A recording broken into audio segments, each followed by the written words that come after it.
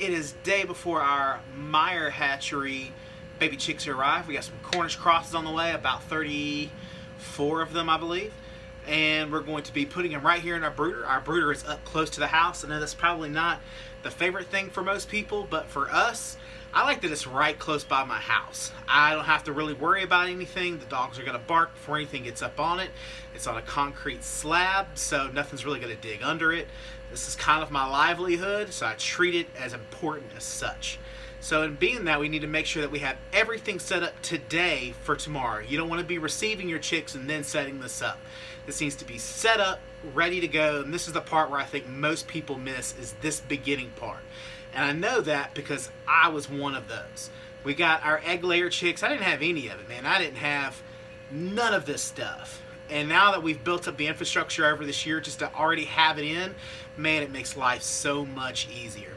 So we're going to go ahead and get everything going, get the basics filled up, and we're just going to kind of build our brooder here today. So tomorrow morning when they arrive, we're set and ready to go. First things first, we're on concrete, so we need to put down a bed of hay. Some people use paper trimmings. I've seen pine chips. We use good old Bermuda. We're here in the South. Bermuda's everywhere, so it's something that's very, it's very capable. It's not ever caused any respiratory problems and stuff that I've seen. I've seen some people make that complaint. I've never had that issue. All of our birds have always come out really well, and we've always just used Bermuda. So we're going to get this. I'm going to spread this around. We've already come in and cleaned it up from the last batch. We just had a round of ducks in here. So we sprayed it out. We had a fan. We fanned it out.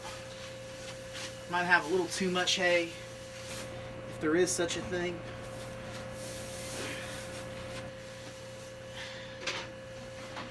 Alright. And then what I'll probably end up doing is just piling a little bit of the extra over in the corner. And as I need it, I can come in, kind of spread over the top as I need. There we go. Now, there we go. Just a little light dusting.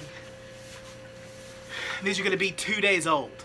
It's by the time we receive them, so that we don't really want a super thick layer.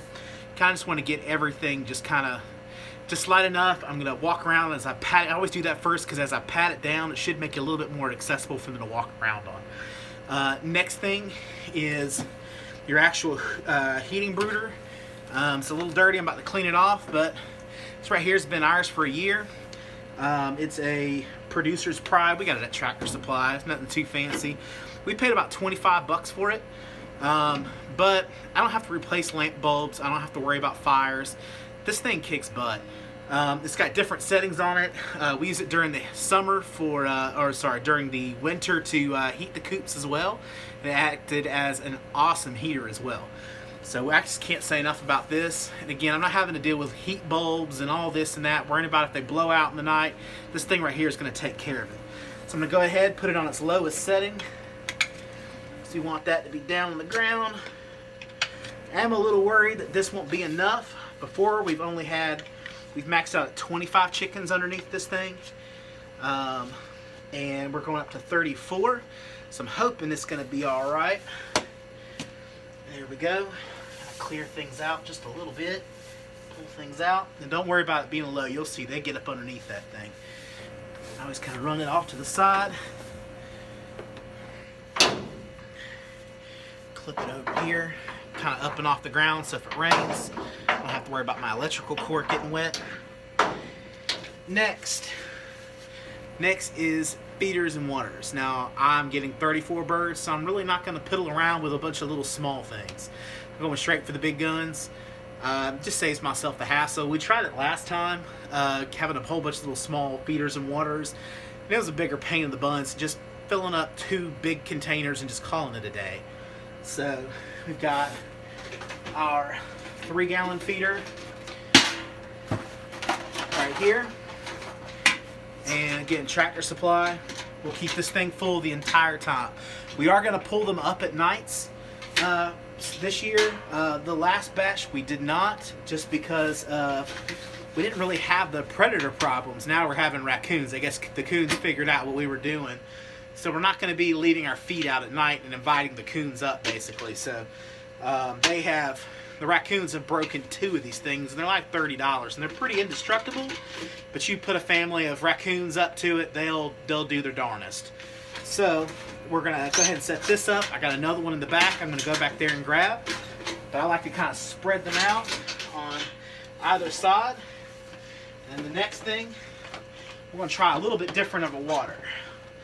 Now this is something I don't always recommend going out and getting something new, but we had the opportunity and we just kind of want to try something new just so it's a little bit more portable.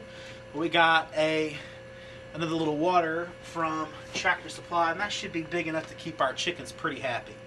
Now some other things that I would recommend having around is a fly trap. These particular birds, they attract flies left and right, and a brooder already can get pretty nasty.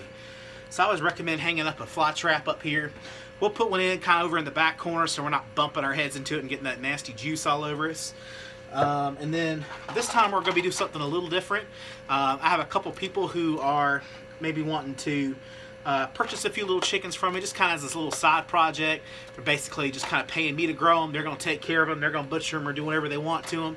So I'm going to track them. I'm going to keep these in here. It's something new.